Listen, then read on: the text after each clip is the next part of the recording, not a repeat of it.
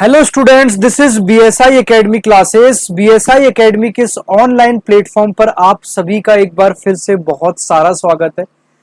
जैसा कि आप सभी लोग यहां पर जानते हैं, यहां पर कंप्लीट हमने एक सीरीज यूजीसी नेट 2026 के लिए स्टार्ट की है, जिसमें हम लोग प्रीवियस ईयर का जो क्वेश्चन पेपर है वो एक्सपेक्टेड क्वेश्चन पेपर हम पहले सॉल्व कर रहे हैं। उसके बाद जो है जून 2026 के लिए टारगेटेड हम एक्सपेक्टेड एमसीक्यू क्वेश्चंस भी सॉल्व करेंगे। लेकिन उन क्वेश्चंस को सॉल्व करने से पहले एटलीस्ट हम ये तो समझ लें कि आपके यहां पर एग्जामिनर का क्या माइंडसेट है एंड एग्जामिनर आपसे किस तरीके के क्वेश्चंस पूछ रहा है, कॉन्सेप्चुअल बेस्ड क्वेश्चंस कितने हैं, फैक्चुअल बेस्ड क्वेश्चन कितने हैं, किन टॉपिक से जो है आपको लगातार रिपीटेटेड क्वेश्चंस देखने को मिल रहे हैं। तो ये सारी की सारी चीजें हमें यहां पर डिस्कस करना बहुत ज्यादा जरूरी है। तो आइए डिस्कस करते हैं विदाउट टाइम वेस्ट किए दोस्तों। सबसे पहला क्वेश्चन नंबर 81। इसके साथ साथ मैं आप लोगों को एक छोटी सी जानकारी शेयर करना चाहता हूं कि यूजीसी नेट 2026 के लिए बीएसआई एकेडमी के द्वारा यहां पर टारगेटेड बैच ऑलरेडी लॉन्च किया जा चुका है। तो अगर आप लोग 2026 में यहां पर यूजीसी नेट और जेआरएफ क्लियर करके असिस्टेंट प्रोफेसर अगर बनने का आप लोगों का सपना है, तो ये आप लोगों के लिए काफी ज्यादा यहां पर महत्वपूर्ण और इंपॉर्टेंट मौका है। इस मौके को अपने हाथ से मत जाने दो, क्योंकि समय वो चीज है एक बार निकल जाने के बाद यहां पर समय आप लोगों के लिए वापस नहीं मिलता है। तो डेफिनेटली ये सीरीज तो आप लोगों के लिए बहुत ज्यादा इंपॉर्टेंट होने वाली है। इस सीरीज के साथ साथ यहां पर जरूरी ये है दोस्तों कि एग्जाम से पहले आप अपने एक सर्टेन क्वेश्चंस ऑफ अमाउंट आपको बनाना पड़ेगा। वो सर्टेन क्वेश्चंस ऑफ अमाउंट की हम यहां पर प्रैक्टिस करवाएंगे। पेड बैच में भी हमारी प्रैक्टिसेस चल रही है और कुछ यूट्यूब पर भी मैं क्लासेस लेकर आऊंगा, और ये प्रैक्टिसेस आप लोगों के लिए बहुत ज्यादा इंपॉर्टेंट होगी। क्योंकि आप कितनी भी यहां पर थ्योरी पढ़ लो, कितना भी आप यहां पर रट्टा लगा लो, अनटिल एंड अनलेस जब तक आप चीजों की प्रैक्टिस नहीं करोगे तब तक आप एग्जाम में जो कहते हैं ना 1 मार्क्स से रुक गया, 2 मार्क्स से रुक गया, ये चीज आपको फेस करना ही करना पड़ेगा। तो स्टार्ट करते हैं दोस्तों यहां पर क्वेश्चन नंबर 81। सेम ये जो है आप लोगों का वही पैटर्न है। क्वेश्चन नंबर 81 जो यूजीसी नेट के द्वारा यहां पर पूछा जाता है, ये वो पीडीएफ आप लोगों के सामने खुली है। यहां पर अगर मैं बात करूं तो यहां पर मैंने पीडीएफ आप लोगों के लिए पूरी कंप्लीट यहां पर बना रखी है। ये जरूर एक्स्ट्रा मेहनत है आप सभी लोगों के लिए, क्योंकि ये उन विद्यार्थियों के लिए है जिन्हें इंग्लिश और हिंदी दोनों में बाइलैंग्वेज लैंग्वेज देना मेरा लक्ष्य है। प्रॉपर जो मोटो है वो बाइलैंग्वेज देना है, जिससे कोई भी हमारे स्टूडेंट्स इंग्लिश के हों चाहे हिंदी के भी हों, उनको ये कंप्लीट पीडीएफ मिल जाए। तो ताकि जब वो क्वेश्चन सॉल्व करें तो चाहे इंग्लिश और हिंदी कोई भी लैंग्वेज उनकी बैरियर ना बन सके। सारे बैरियर्स को तोड़ के हमें यहाँ पर यूजीसी नेट और जेआरएफ जैसे एग्जाम्स को क्लियर करना ही करना है। तो स्टार्ट करते हैं दोस्तों क्वेश्चन नंबर 81। समझना थोड़ा सा फास्ट चलेंगे, हमारी क्लासेस थोड़ी सी लंबी जरूर जाती हैं, लेकिन लंबी जाने के पीछे सिर्फ एक ही मकसद है, क्योंकि हम यहां पर जो हमारा क्लास का जो मेन चीज अगर यहां पर देखने को मिलती है, तो क्लास लंबी जाने का सिर्फ एक ही मकसद है। वो क्लास आपको लंबी इसलिए जा रही है दोस्तों क्योंकि यहां पर हम सिर्फ आंसर क्वेश्चन पढ़कर आंसर टिक नहीं कर रहे, हम उसका कॉन्सेप्ट जान रहे हैं कि उस क्वेश्चन में कॉन्सेप्ट क्या है। और आपका यूजीसी नेट में मैक्सिमम आपके कॉन्सेप्ट ही आपसे पूछे जाते हैं। क्वेश्चन नंबर 81 दोस्तों डिस्कस करते हैं। क्वेश्चन नंबर 81 है, arrange the steps of the scientific research process in their most logical and systematic order. आसान क्वेश्चन है। यहां पर रिसर्च प्रोसेस को लॉजिकल और सिस्टमेटिक ऑर्डर में हमें अरेंज करके रखना है। एक सेकेंड, आपके जो प्रीवियस क्वेश्चंस थे वो क्वेश्चंस खुल गए। मैं आप लोगों को 81 क्वेश्चंस पे ले आता हूं। यहां पर जो क्वेश्चन है रिसर्च प्रोसेस में, यानी कि वैज्ञानिक शोध प्रक्रिया के चरणों को उनके सबसे तार्किक और व्यवस्थित क्रम में व्यवस्थित करने के लिए आपसे पूछा गया। ऑप्शन नंबर ए है दोस्तों, इनका क्रम क्या है, जो वैज्ञानिक शोध प्रक्रिया है उस वैज्ञानिक शोध प्रक्रिया के यहां पर चरण क्या है, स्टेजेस क्या होने वाली है, उसका यहां पर आप लोगों को पूरा लॉजिकल ऑर्डर जो है वो डिफाइन करके यहां पर देना है। ठीक है, तो स्टार्ट करें दोस्तों। सबसे पहला जो आप लोगों का यहां पर ऑप्शन देखने को मिलता है वो ये देखने को मिलता है कि शोध अंतरालों के आधार पर परीक्षण योग्य परिकल्पनाओं का निर्माण। ऑप्शन नंबर बी की बात करें दोस्तों तो ऑप्शन नंबर बी आप लोगों को देखने को मिलता है पृष्ठभूमि समझने के लिए व्यापक साहित्य समीक्षा करना। ऑप्शन नंबर सी देखने को मिलेगा निष्कर्षों और सिफारिशों के साथ शोध रिपोर्ट तैयार करना और प्रस्तुत करना। अच्छा एक बात बताओ, जब भी आप किसी भी चीज पर फाइनल कंक्लूजन देते हो तो फाइनल कंक्लूजन वाला पार्ट जो रिपोर्ट तैयार करते हो, मान लो मैंने आप लोगों के लिए किसी भी चीज पर एक R&D रिसर्च करने के लिए कह दिया, तो रिसर्च करने के लिए जब आप रिपोर्ट पब्लिश करोगे तो उसका लॉजिकल क्रम सबसे लास्ट में आएगा या सबसे पहले आएगा। ठीक है, तो ऐसे ही हमें इसका क्रम बनाना है। ऑप्शन नंबर डी है शोध समस्याओं को स्पष्ट और सटीक रूप से परिभाषित करना। ऑप्शन नंबर ई है दोस्तों शोध डिजाइन के अनुसार उच्च गुणवत्ता वाला डेटा एकत्र करना। इंग्लिश में भी एक बार देखेंगे और इंग्लिश में ही हम इस क्वेश्चन को सॉल्व करेंगे। जो उसका करेक्ट आंसर है दोस्तों वो है ऑप्शन नंबर 1। यहां पर सबसे पहले तो जो हमारा साइंटिफिक रिसर्च प्रोसेस का सिस्टमैटिक और लॉजिकल ऑर्डर होगा वहां पर हमें यह समझना जरूरी है defining the research problem clearly and precisely. यहां पर जो पर्टिकुलर आप लोगों के लिए जो रिसर्च प्रॉब्लम होने वाली है, ठीक है, उस रिसर्च प्रॉब्लम को दोस्तों यहां पर क्लियरली एंड प्रिसाइजली समझना बहुत ज्यादा जरूरी है। ठीक है, ऑप्शन नंबर और आगे चलें तो ऑप्शन नंबर बी की बात करें conducting a comprehensive literature review to understand the background. यहां पर हमने किसी भी चीज को प्रॉब्लम को रिसर्च कर लिया, उसको क्लियरली और प्रिसाइजली समझ लिया, उसके बाद अगर हम चलें तो conducting a comprehensive literature review to understand the background, उसके बैकग्राउंड को समझने के लिए उसका लिटरेचर को रिव्यू करना बहुत ज्यादा जरूरी है। जब ये रिव्यू हो जाएगा तो उसके बाद हमें formulation of testable hypothesis based on research gaps ये बनाना जरूरी है। उसके बाद दोस्तों अगर और आगे चलें तो हमें इसके बाद यहां पर collecting high quality data according to the research design, हमें यहां पर एक रिसर्च डिजाइन के अनुसार जो हमने हाई कलेक्ट डेटा को यहां पर कलेक्ट किया उसको बताना जरूरी है। और लास्ट में दोस्तों जो भी हमने इन सारी चीजों में ये प्रोसेस जो क्रम है लास्ट में आएगा preparing and presenting the research reports with finding and recommendations. Clear, तो ये आपका करेक्ट यहां पर आंसर बनता है। तो यहां पर आपका जो करेक्ट ऑर्डर होगा सबसे पहला ऑप्शन नंबर डी आएगा, फिर ऑप्शन नंबर बी आएगा, फिर जो है वो ऑप्शन नंबर ए आएगा, फिर जो है ऑप्शन नंबर ई आएगा एंड फिर लास्ट में ऑप्शन नंबर सी आएगा। तो ये आपका करेक्ट सीक्वेंस या लॉजिकल ऑर्डर आप लोगों के लिए होने वाला है। क्लियर है, यहां पर क्वेश्चन नंबर 82 चलते हैं, डायरेक्ट यहां पर फैक्चुअल बेस्ड क्वेश्चन है। The quality trilogy process focusing on planning control and improvement was given by. जो गुणवत्ता त्रयी प्रक्रिया है उसे प्लानिंग कंट्रोल और इंप्रूवमेंट में उसने जो ट्रायोलॉजी प्रोसेस थी वो यहां पर किसके द्वारा दी गई थी। आपसे ये क्वेश्चन दोस्तों यहां पर पूछा जा रहा है, बताओ इसका करेक्ट आंसर क्या होगा।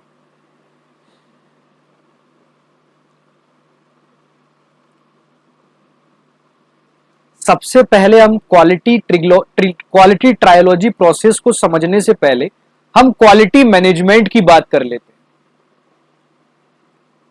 हम जो है दोस्तों यहां पर क्वालिटी मैनेजमेंट की बात कर लेते हैं और क्वालिटी मैनेजमेंट जो है क्वालिटी मैनेजमेंट का एक पावरफुल मॉडल है। ठीक है, इसे जो है यहां पर जोसेफ जुरान के द्वारा दिया गया था। किसके द्वारा दिया गया था, ध्यान रखना, क्वालिटी मैनेजमेंट जो मॉडल है इस मॉडल को जोसेफ जुरान के द्वारा दिया गया था। इस मॉडल को जोसेफ जुरान के द्वारा दिया गया था, ये बहुत इंपॉर्टेंट बात। इस क्वालिटी मैनेजमेंट के अंतर्गत सबसे पहले क्वालिटी प्लानिंग की बात की जाती है कि किसी भी प्रोडक्ट एंड सर्विस का डिजाइन कैसे होगा। वहां पर हम कस्टमर्स की जो नीड्स है उन नीड्स की आइडेंटिफाई कैसे कर सकेंगे, इसके साथ साथ उस नीड्स की आइडेंटिफाई करने के बाद उस डिजाइन के लिए क्या प्रोसेस हम कर सकते हैं यह आपको देखना जरूरी है। क्वालिटी प्लानिंग के बाद यहां पर ये प्लानिंग सेगमेंट जैसी क्वालिटी मैनेजमेंट के मॉडल के अंदर कंप्लीट होता है उसके बाद हम क्वालिटी कंट्रोल पर आ जाते हैं कि एक बार हमने यहां पर क्वालिटी प्लानिंग तो कर ली लेकिन क्वालिटी कंट्रोल किसी भी मार्केट के गैप को फुलफिल करने के लिए जो सबसे ज्यादा जरूरी चीज है वो दोस्तों यहां पर क्वालिटी कंट्रोल ही है। क्योंकि ये एंश्योर करना बार बार बहुत जरूरी है कि जो स्टैंडर्ड हमने प्लानिंग के टाइम बनाया था, जो प्लानिंग के टाइम जिस स्टैंडर्ड को फॉलो करते हुए हम चल रहे थे, वो एट प्रेजेंट टाइम में वो स्टैंडर्ड को हम फॉलो कर भी पा रहे हैं या नहीं कर पा रहे, ये चीज का एंश्योर करना बहुत ज्यादा जरूरी है। इसे हम परफॉर्मेंस मॉनिटर की तरह से स्टैंडर्ड को हम यहां पर मीट करते हैं। किसकी तरह? यहां पर परफॉर्मेंस मॉनिटर की तरह इस स्टैंडर्ड को हम यहां पर मीट करने के लिए देखते हैं। ठीक है, इसके साथ साथ हम जितने भी एरर्स होते हैं उन एरर्स को डिटेक्ट करते हैं। ठीक है, तो जो दूसरी चीज है यहां पर क्वालिटी प्लानिंग के बाद जो हमें देखने को मिलती है, वो देखने को मिलती है दोस्तों यहां पर क्वालिटी कंट्रोल। एंड लास्ट दोस्तों आती है यहां पर थर्ड नंबर पे, ये आती है यहां पर quality improvement. Most important part है ये भी आप लोगों के लिए, क्वालिटी इंप्रूवमेंट। क्वालिटी इंप्रूवमेंट की अगर दोस्तों हम यहां पर बात करें, तो यहां पर सबसे पहले आपको देखने को मिलता है कि यहां पर अपनी एफिशिएंसी जो आपने बनाई हुई है उसको इंप्रूवाइज करना, और जितना ज्यादा आप उसको पर्टिकुलर कर सकते हो उसको उतना ज्यादा इंप्रूवाइज करना। तो ये आपका जोसेफ जुरान के द्वारा यहां पर दिया गया था। और आगे चलते हैं दोस्तों, यहां पर क्वेश्चन नंबर 83 के बारे में हम डिस्कस करते हैं।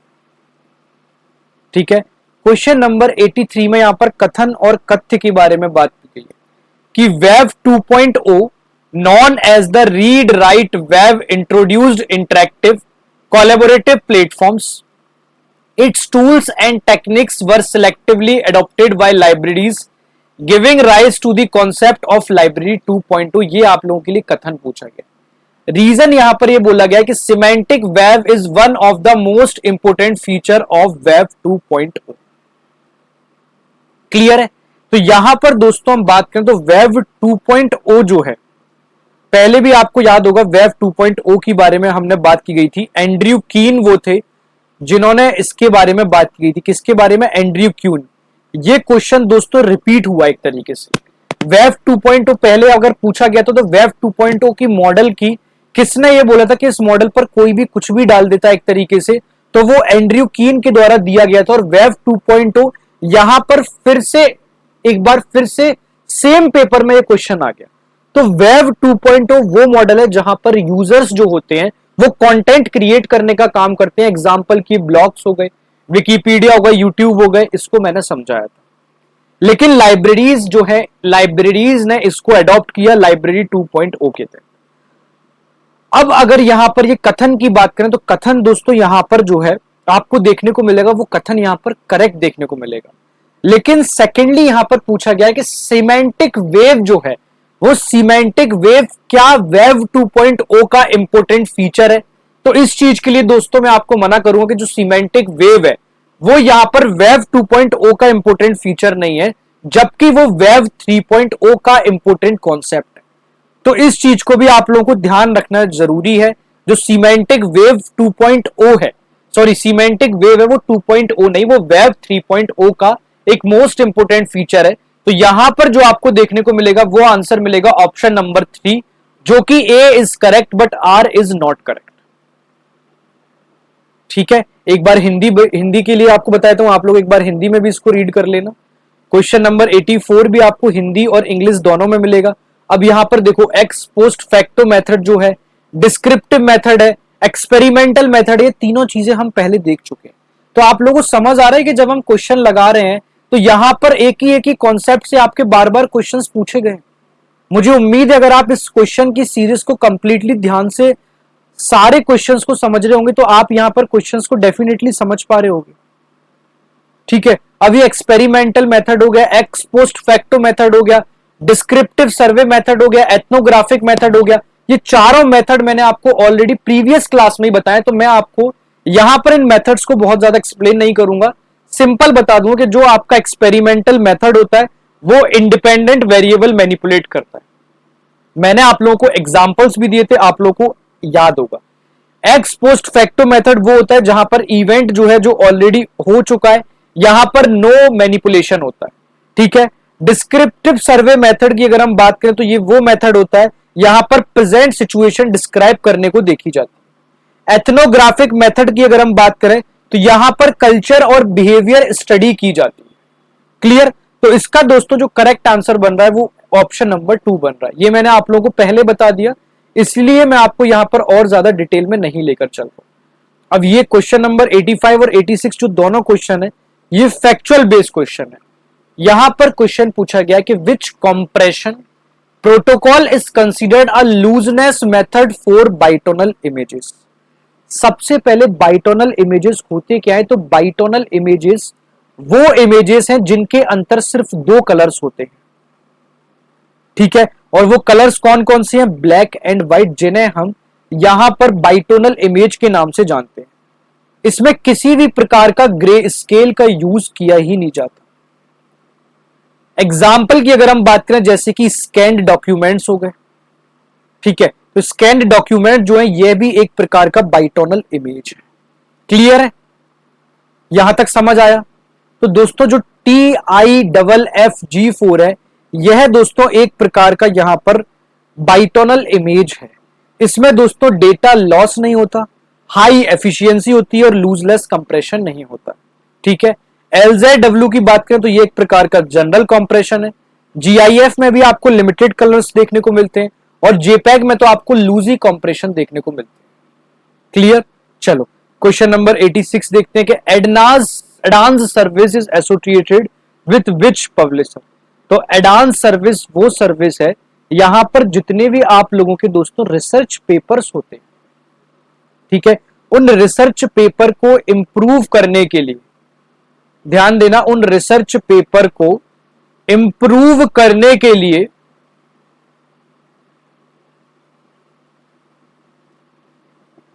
यहां पर एडांस सर्विस का यूज किया जाता है, ठीक है। क्या क्वेश्चन पूछा गया है कि जितने भी आप लोगों के यहां पर रिसर्च पेपर्स हैं उन रिसर्च पेपर को इंप्रूव करने के लिए एडांस सर्विस का यहां पर यूज किया जाता है। एडांस सर्विस वो सर्विस होती हैं जिनमें एडिटिंग,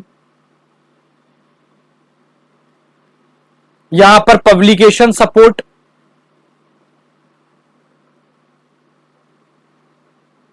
ठीक है, लैंग्वेज एडिटिंग करना, ये सब आपको देखने को मिल जाएगा। तो एडांस सर्विस जो है वो एसोसिएटेड है यहां पर एल्सेवियर से, और एडांस सर्विस यहां पर किससे है तो आप लोगों को ये भी डेफिनेटली समझ आ गया होगा। यहां पर बोला गया है दोस्तों, which of the following is the time limit for providing information under RTI act 2005 when it concerns the life और लिबर्टी ऑफ अ पर्सन। यानी कि RTI अधिनियम 2005 के तहत जब सूचना व्यक्ति के जीवन या स्वतंत्रता से संबंधित हो तो सूचना प्रदान करने की समय सीमा यहां पर क्या है।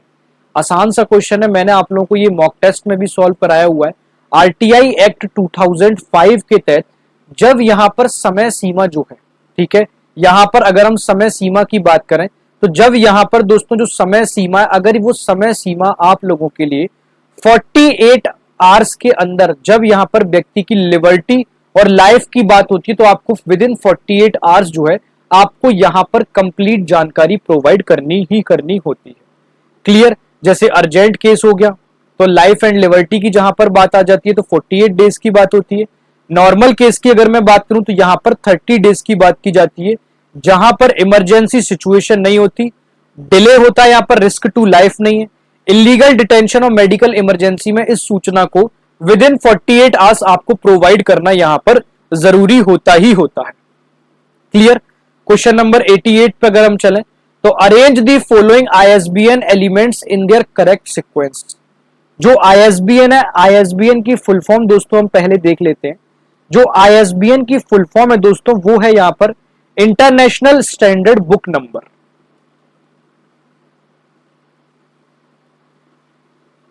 International standard book number, international standard book number, यहां पर ये ISBN की फुल फॉर्म मानी गई है। क्या फुल फॉर्म है? International standard book number. अब इस बुक नंबर में आपसे यहां पर सीक्वेंस पूछा गया है, जैसे कि सबसे पहले आप कुछ प्रीफिक्स देखते हो, ठीक है, प्रीफिक्स देखते हो ना आप, जैसे प्रीफिक्स एलिमेंट यहां पर जो कंट्री रीजन से रिलेटेड होते हैं, जैसे इंडिया का 91 हो गया, ठीक है, तो ये जो प्रीफिक्स है ये सबसे पहले आपका यहां पर इस ISBN नंबर में प्रीफिक्स एलिमेंट की जो जगह है वो सबसे पहले देखने को मिलती है, ठीक है।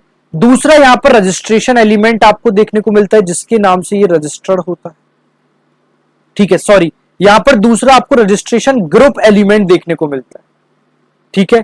तीसरा दोस्तों यहां पर आपको रजिस्ट्रेंट देखने को मिलता है, ठीक है। चौथा दोस्तों यहां पर जो पब्लिकेशन एलिमेंट देखने को मिलता है, और यहां पर लास्ट में आपको चेक डिजिट यानी कि एरर डिटेक्शन एक तरीके से देखने को मिलता है। तो ये कंप्लीटली यहां पर आप लोगों को आईएसबीएन की सीरीज देखने को मिल जाती है। क्लियर है? तो क्वेश्चन नंबर 88 भी हमने यहां पर क्लियर सॉल्व कर लिया।